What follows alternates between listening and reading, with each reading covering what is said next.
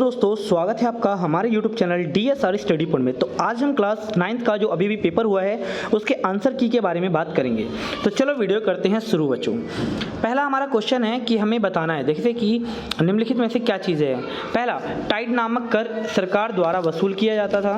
दूसरा है 1974 में फ्रांस की मुद्रा जो लिवरे को समाप्त कर, लीने नहीं तो लिवरे होता है, समाप्त कर दिया गया था। 28वीं शताब्दी में फ्रांस और अमेरिका का साझा शत्रु ब्रिटेन हो गया था। तो इस प्रश्न का बच्चों जवाब क्या होगा? ठीक है, तो मुझे ए तो सही लग रहा है बच्चों, इसके लिए मैं कंफर्म नहीं हूँ। पहला तो ये बता दूं, दो क्वेश्चन के लिए मैं थोड़ा कंफ्यूजन हूँ, तो पहला ये हो जाएगा। दूसरा है सुमेलित कीजिए, क्या है, हमें सुमेलित करना है। ठीक है बच्चों, ठीक है चलो। और इसके बाद आता है सुमेलित करना है। तो सुमेलित में तो जो नाज़ी सरकार का प्रचार मंत्री कौन था बच्चों?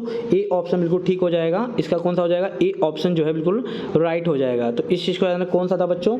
वो था ग्लोबस। क्या नाम था? ग्लोबस। इस चीज़ को याद रखो। चलो नेक्स्ट प्रश्न की हम बात करते हैं।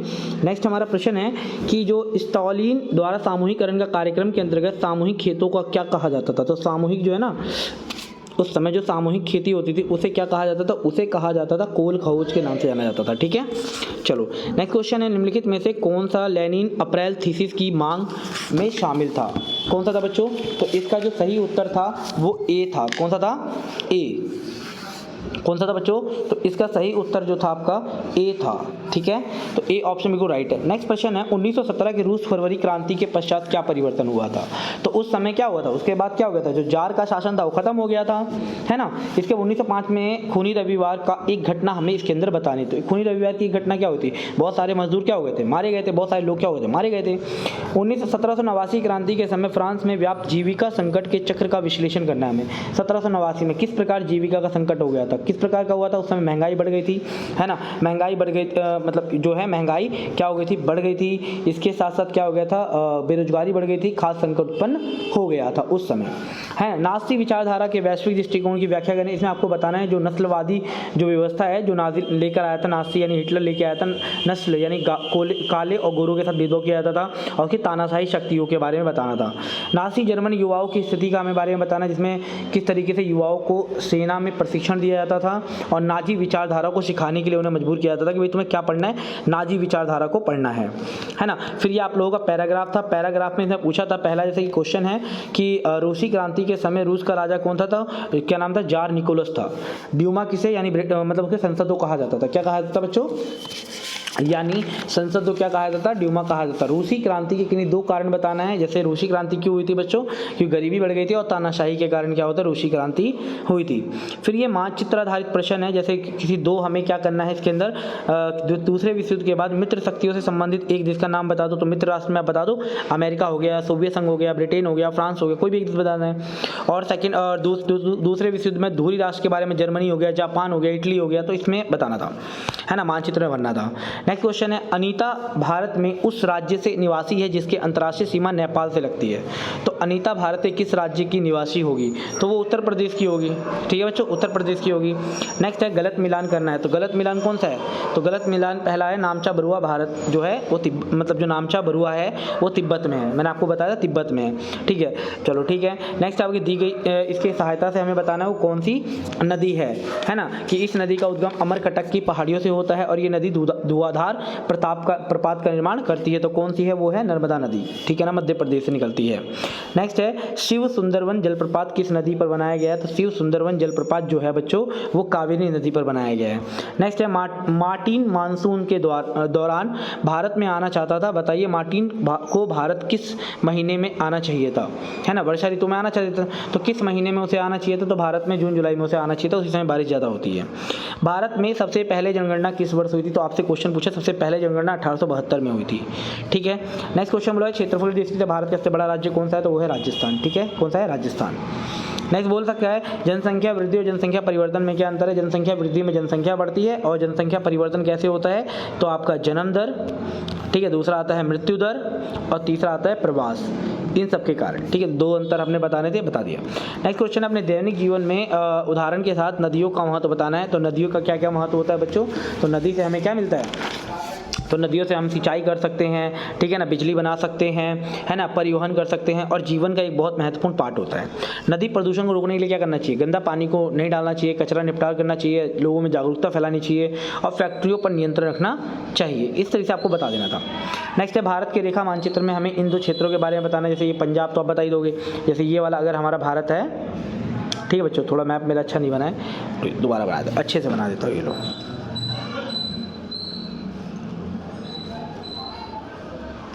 ठीक है, ये वाला है। तो हमसे पूछा पंजाब, तो इस तरफ पंजाब है, केटू कहाँ है? ये रहा, ठीक है ना। वुल्लर झील कहाँ है? उड़ीसा में है केटू। और बिहार कहाँ है? इस तरफ में आपका बिहार है, ठीक है ना। और वुल्लर झील तो आपको मैंने बता ही दिया। तो बस यही चीज़, बहुत आसान था, ठीक है।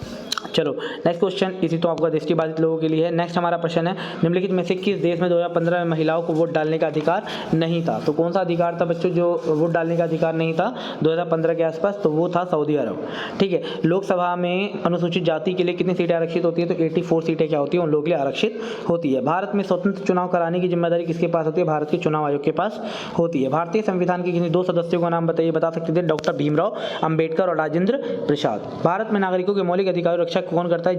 जनहित याचिका। तो जनहित याचिका क्या कहते हैं? मौलिक अधिकारों की रक्षा करता है। इसके अगर हमारे किसी मौलिक अधिकारों, मतलब जैसे जनहित याचिका होता क्या, लोगों के हित के लिए जो न्यायालय में याचिका की जाती है उसे जनहित याचिका कहते हैं। हमारा राष्ट्रीय आंदोलन सिर्फ एक विदेशी सत्ता के खिलाफ संघर्ष नहीं था, ये हमारे समाज को जगाने और अपने समाज को राजनीति बदलने के नए सिरे को गढ़ने का एक आंदोलन था। इस कथन के बारे में आप लोगों को बताना है, अर्थात इसमें समाज सुधार आंदोलन के बारे में आप लोगों को बताना था। इसका मुख्य उद्देश्य समाज को सुधारना था। स्वतंत्र और निष्पक्ष न्यायपालिका क्या महत्व है? स्वतंत्र और निष्पक्ष न्यायपालिका की आखिर क्या महत्व होता है? तो इसमें लोकतंत्र की रक्षा होती है ना। कार्यपालिका विधायिका न्यायपालिका कार्यों में हस्तक्षेप नहीं कर सकती और न्यायपालिका स्वतंत्र रूप से क्या कर सकती है? न्याय कर सकती है ना बच्चों। इसके साथ साथ राजनीतिक राजनीतिक कार्यपालिका, स्थायी कार्यपालिका में हमें अंतर बताना था। राजनीतिक कार्यपालिका का कार्यकाल जो होता है वो अनिश्चित होता है, इन्हें 5 साल से पहले बैठाया जा सकता है। इसमें प्रधानमंत्री, मुख्यमंत्री, राष्ट्रपति सदस्य आते हैं।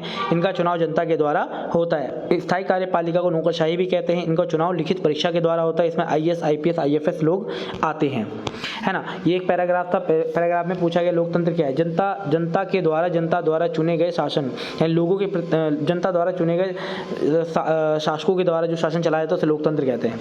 लोकतांत्रिक चुनाव क्यों जरूरी होता है? क्योंकि लोगों को क्या होता है? वोट डालने का अधिकार होता है। चुनाव को लोकतांत्रिक क्यों कहा जाता है? क्योंकि जनता क्या होती है? जनता द्वारा ये चुनी होती है सरकार, इसीलिए इसे लोकतांत्रिक सरकार कहते हैं। मानव पूंजी के निर्माण के संदर्भ में हमें इसके अंदर बताना है, तो वो कौन सा है बच्चों? आर्थिक विकास में कोई भूमिका नहीं निभाता है। कौन सा? आर्थिक विकास में कोई भूमिका नहीं निभाता। गलत पूछा है ना। निम्नलिखित में से कौन सा गैर आर्थिक गतिविधि है? तो हमें बताना कौन सा गैर आर्थिक गतिविधि है इसके अंदर जो पैसा से, तो आपका परिवार के लिए भोजन बनाना ये आर्थिक गतिविधि नहीं होती, ठीक है। नेक्स्ट क्वेश्चन है, निर्धनता केवल आय की कमी को ही दर्शाता है, ठीक है ना। और निर्धनता में शिक्षा, स्वास्थ्य, सम्मानजनक जीवन की कमी भी होती है। तो इसका एक ऑप्शन बिल्कुल राइट हो जाएगा। दोनों बात के सही की बोल रहे हैं, ठीक है ना। मैं डायरेक्टली आप लोगों को आंसर बता रहा हूँ, ठीक है ना। निम्नलिखित में से कौन सी योजना निर्धनता उन्मूलन से संबंधित है? निर्धनता गरीबी को कम करने संबंधित थी। तो महात्मा गांधी राष्ट्रीय ग्रामीण योजना, जिसे मनरेगा भी कहा जाता है, 2005 में चलाया गया था इसे, ठीक है। इसमें 100 दिनों तक ज़्यादा रोजगार देना था, ठीक है। नेक्स्ट है, खाद्य सुरक्षा का अभाव भूखमरी का कारण बन सकता है। भूखमरी केवल प्राकृतिक आपदाओं के कारण। तो गलत बात है बच्चों, भूखमरी प्राकृतिक आपदाओं के कारण, अन्य कारण भी हो सकते हैं। तो ये सही है, लेकिन सेकंड वाला क्या है? गलत है। तो ये वाला ऑप्शन हो जाएगा, ठीक है। नेक्स्ट क्वेश्चन, निम्नलिखित में से कौन सा खाद्य सुरक्षा का घटक नहीं है? ठीक है, तो कौन सा खाद्य सुरक्षा का घटक नहीं है? तो भोजन का निर्यात करना खाद्य सुरक्षा घटक नहीं है। मौसमी बेरोजगारी को दूर करने का कोई 2 उपाय बताना है। तो कौन से 2 उपाय मौसमी बेरोजगारी खत्म कर सकते हैं? जिससे लोगों के प्रति सुरक्षा दी जाए और उनको भोजन दिया जाए। मतलब इसमें बोला गया मौसमी बेरोजगारी को दूर करने का मुख्य कारण क्या है? जैसे जब किसान फसल उगाता है और फसल काटता है, उसके मध्य में उसको अन्य हस्तकारी काम करने चाहिए या अन्य कोई काम कर सकते हैं, ठीक है। खाद्य सुरक्षा क्या होता है? खाद्य सुरक्षा का मतलब क्या है? भूखमरी को रोकने मतलब लोगों को पर्याप्त सुरक्षित, पौष्टिक और भोजन उपलब्ध कराना क्या कहलाता है? खाद्य सुरक्षा कहलाता है। खाद्य सुरक्षा क्यों जो आवश्यक है? क्योंकि इससे भूखमरी को रोका जा सकता है, स्वास्थ्य में सुधार किया जा सकता है, गरीबी को कम किया जा सकता है ना। और फिर था, निर्धनता को दूर करने हेतु सरकार द्वारा उठाए गए कौन से कदम है? जैसे मैंने बताया था, मनरेगा है ना। और मनरेगा है जिसमें महात्मा गांधी राष्ट्रीय ग्रामीण रोजगार अधिनियम 2005 में चलाया गया था। इसके अंतर्गत ये 200 से ज़्यादा जिलों में चलाया गया था। इसमें 100 दिनों तक आपको आपको रोजगार दिया जाएगा। अगर सरकार रोजगार नहीं दे पाती थी तो उसे बेरोजगारी भत्ता भी दिया जाएगा। ठीक है, तो इस प्रकार का प्रश्न था। आपका पेपर बहुत ज़्यादा आसान था बच्चों, है ना। तो अगर आप लोग वीडियो अच्छी लगी, इन्फॉर्मेटिव लगी तो प्लीज़ वीडियो को लाइक शेयर सब्सक्राइब जरूर करें। मिलते हैं नई वीडियो से, धन्यवाद।